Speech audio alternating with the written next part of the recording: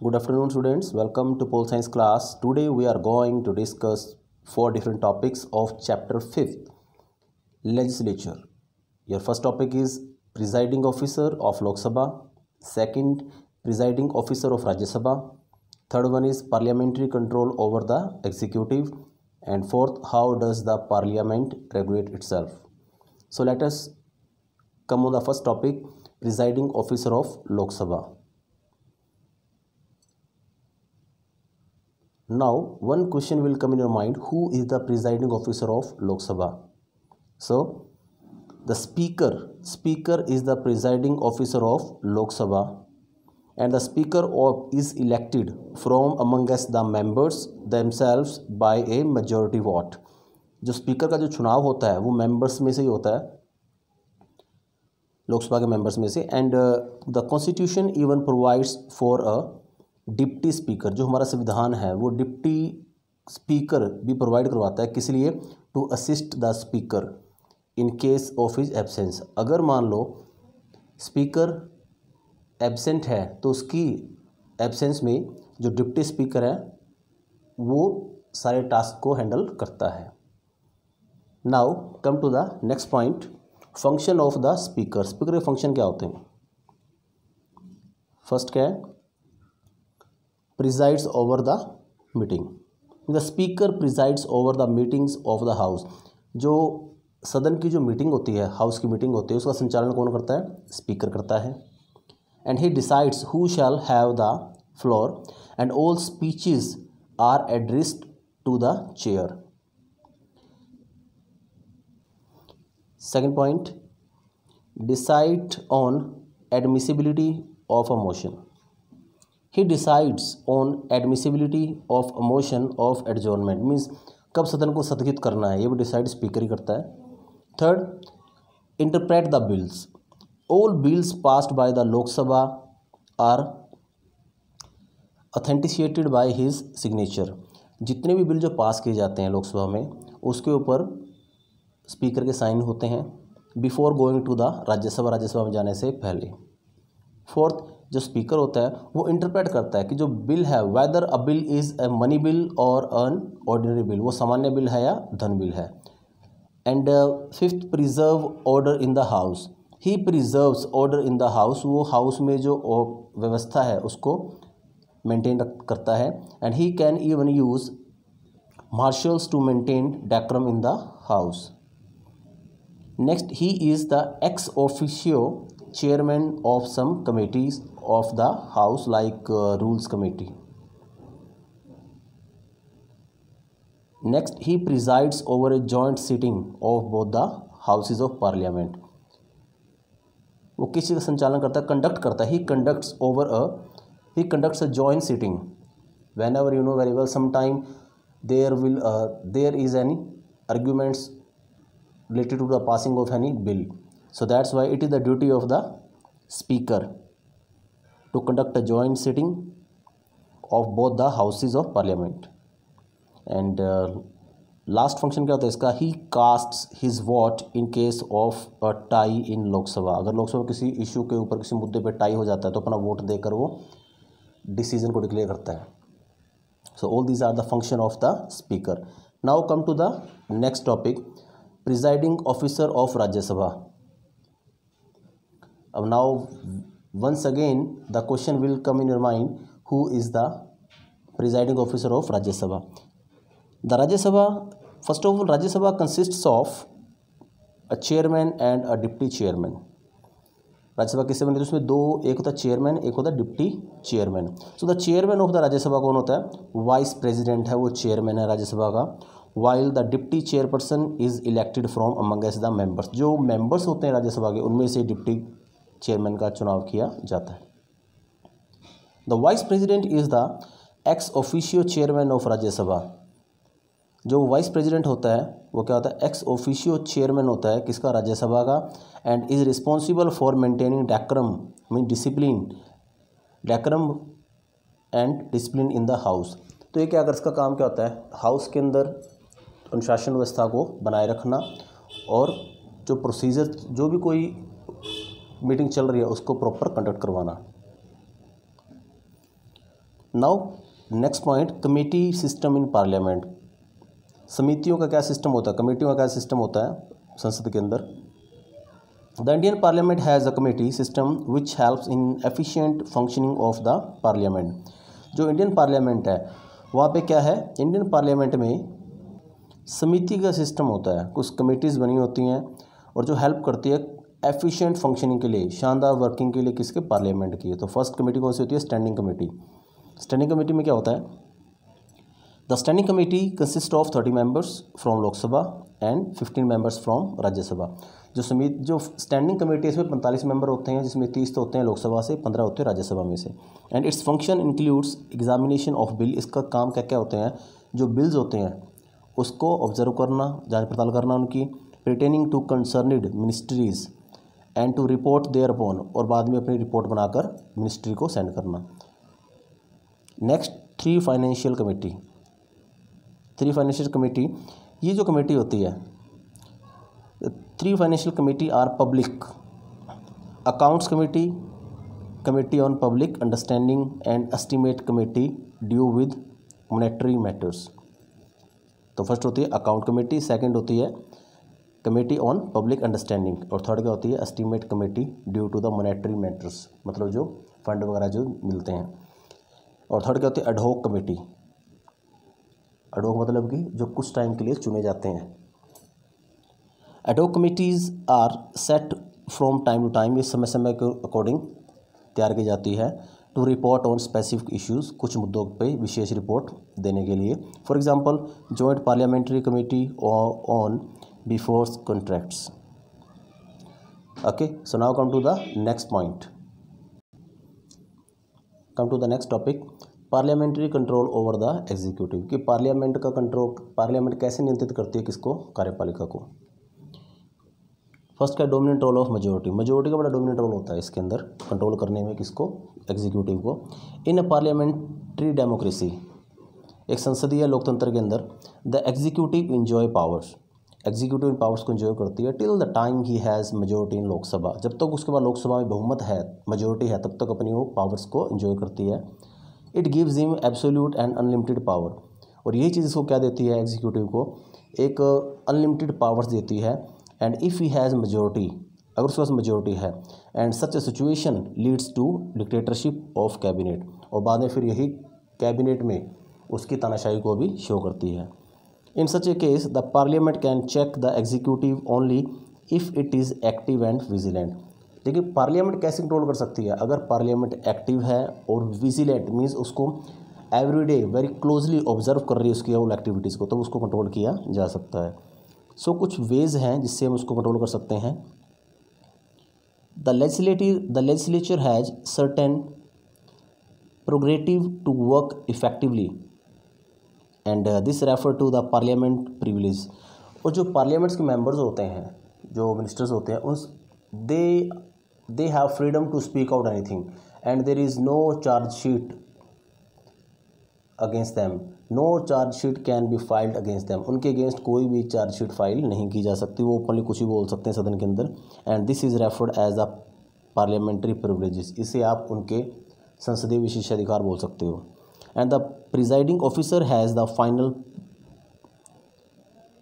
प्रीरेगेटिव in deciding matters on branch of privilege, और जो विशेषाधिकार का कोई मुद्दा उठता है तो प्रिजाइडिंग ऑफिसर अपना डिसीजन देता है।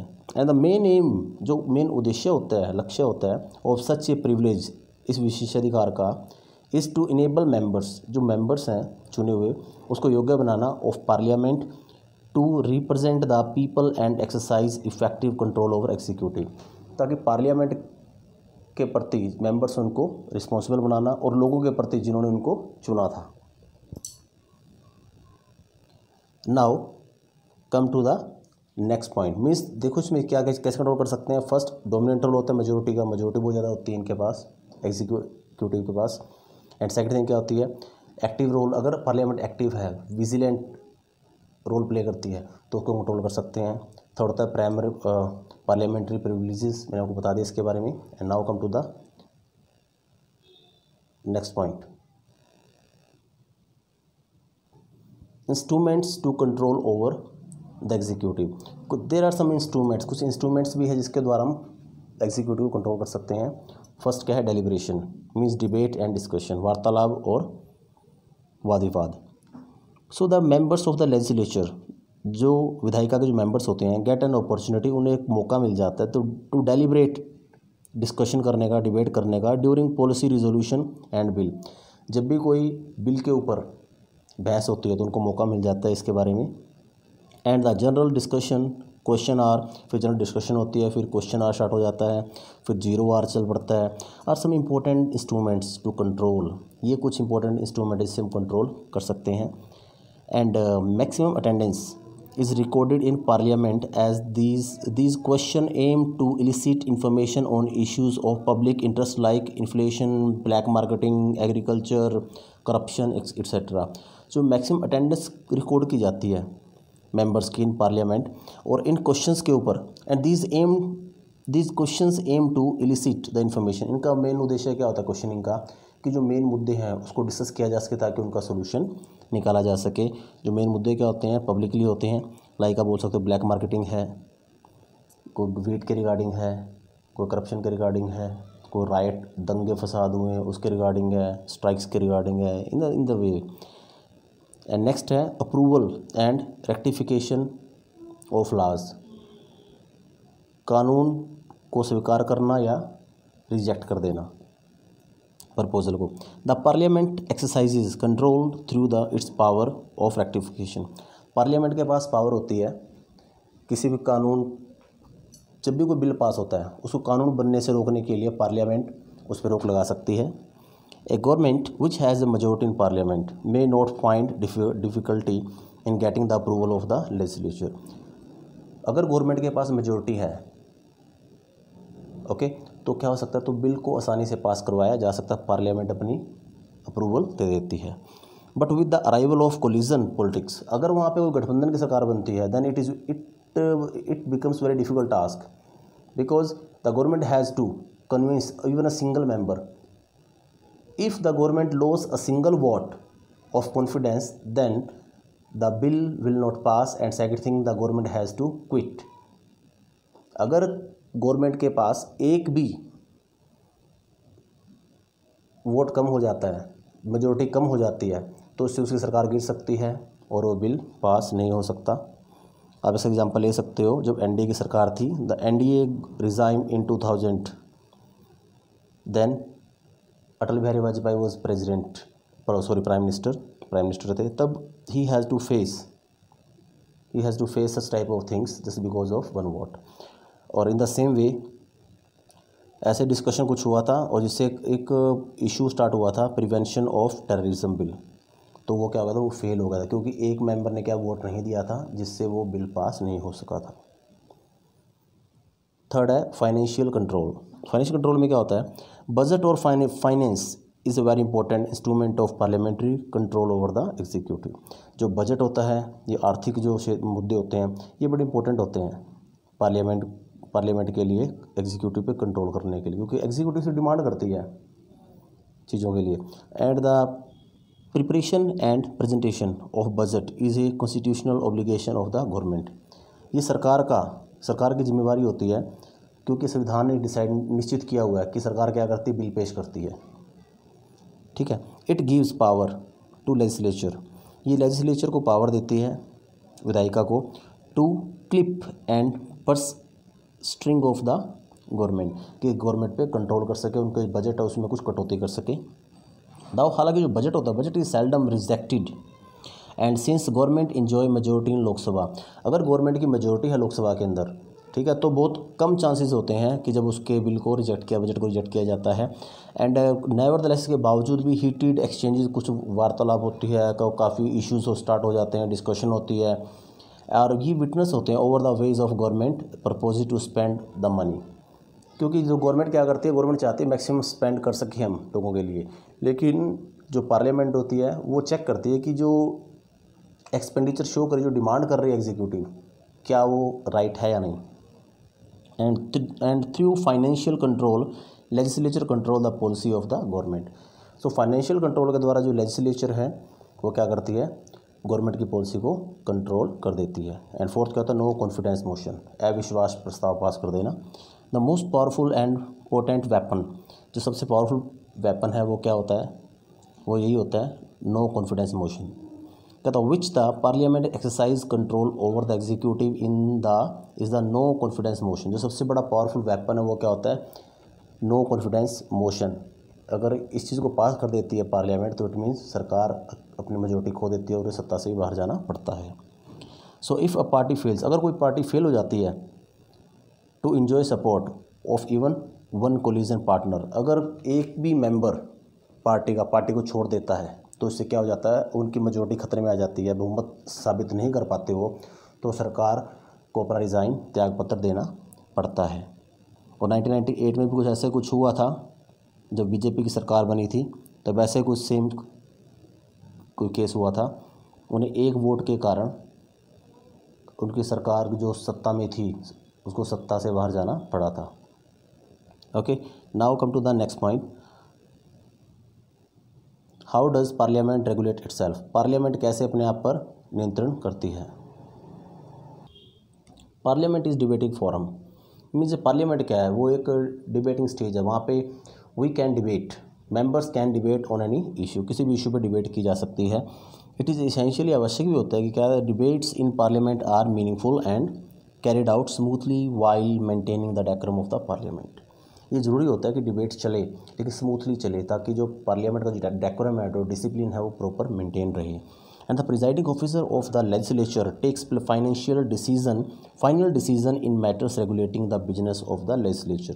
जो प्रिजाइडिंग ऑफिसर होता है किसका, ऑफ द लेजिस्लेचर, विधायिका का, वो फाइनल डिसीजन लेता है किसी भी मैटर के ऊपर कि किस तरीके से जो मीटिंग है उसको कंडक्ट करना है, स्मूथली चलाना है सदन को। The presiding officer control the behaviour of the members का जो बिहेवियर उसको भी कंट्रोल कौन करेगा, प्रिजाइडिंग ऑफिसर ही कंट्रोल करेगा। एंड नेक्स्ट थिंग है meaning of defection. Defection means क्या होता है, दल बदलू। एक कानून पास हुआ था पहले। सो डिफेक्शन इज़ अ फीचर, ये एक विशेषता है, लेकिन which has corrupted India's politics. लेकिन डिफेक्शन ने क्या कर दिया, इंडिया की पॉलिटिक्स को बिल्कुल करप्ट कर दिया है, डिस्ट्रॉय कर दिया है इसने। डिफेक्शन टेक्स प्लेस, ये कब होता है, दल बदलू कब होता है, when A member is absent, अगर कोई मेंबर एब्सेंट है फ्रॉम द हाउस से, and even when a whip is issued by his party, जब उसकी पार्टी के द्वारा कोई एजेंडा इशू किया जाता है और वो उसमें एब्सेंट होता है, या वो अपना वोट, और he votes against the whip of his party, वो अपनी पार्टी के अगेंस्ट वोट दे दे, और या voluntarily leave the membership of his party, या अपनी पार्टी की मेंबरशिप को विलिंगली छोड़ दे, तो ये क्या हो जाता है, मतलब किसी अपनी पार्टी को छोड़कर किसी और पार्टी की फेवर में चला, इसको हम क्या बोलते हैं, डिफेक्शन बोलते हैं, दल बदल। For many years after independence the issue of defection was unresolved and party saw. Independence के बाद ये इशू ऐसे ही चलता रहा था। एक स्लोगन भी आया था, क्या आया था, बड़ा फेमस स्लोगन हुआ था वो, आया राम गया Ram. You will read this slogan in 12th class. आया राम गया राम मीन्स पहले वो किसी और पार्टी में होता है, उसका नाम राम ही नाम था उसका, फिर वो सेकंड पार्टी वाले उसको ऑफर देते हैं, फिर वहाँ चला जाता है, फिर फर्स्ट वाले ऑफर दे, फिर वापस वहीं पे आ जाता है, फिर वहाँ चले जाता है वो, मतलब वो बार बार पार्टी चेंज करता रहता है, तो फिर उसका नाम रख दिया गया आया राम गया राम, तो स्लोगन दे दिया मीन्स दल बदलू। सो टू कर्ब डिफेक्शन, इसको रोकने के लिए इन 1985 the 52 amendments brought in the anti defection law. 1985 में 52वां संविधान संशोधन किया जिससे इस दल बदलू कानून को रोका जा सके, इसके against. So according to which defection could take place only if 1/4 member of a party walked away, कि ये कब हो सकता है, और उस कानून के according to which defection could take place, defection तभी होगी ओनली इफ़, यदि 1/4 members of a party walked away, अगर 1/4 मेंबर पार्टी को छोड़ देते हैं। And this law was enable to curb defection, लेकिन ये जो कानून था ये इसको रोक नहीं पाया। जैसे अगर आप देख सकते हो तो कुछ टाइम पहले जो हुड्डा की सरकार थी तब हज का पार्टी कुछ मेंबर्स थे, वो पहले उन्होंने अपनी पार्टी में चुनाव लड़ा, बाद में वो कांग्रेस में चले गए, उसके जो मेंबर्स थे हज का पार्टी के, और जिससे हुड्डा जी है वो क्या बने थे, मुख्यमंत्री बने थे हरियाणा के, और कुलदीप बिश्नोई के नेतृत्व में जितने भी वो MLAs थे वो सारे उस पार्टी को छोड़कर चले गए थे। Okay, and the decision of presiding officer is final in such case. अगर ऐसे केस के अंदर अगर ये चीज़ साबित हो जाती है कि दल बदल किया है, तो उस मेंबर की जो मेंबरशिप है हाउस से वो रद्द कर दी जाती है, उसकी मेंबरशिप खो जाती है, and is disqualified from holding any political office if he defects. और वो दोबारा कभी किसी पॉलिटिकल ऑफिस के अंदर किसी भी पार्टी में भाग नहीं ले सकता। So dear students, today we have discuss for different topics, so I hope you will understand each and everything very clearly. So till then, thanks and have a nice day.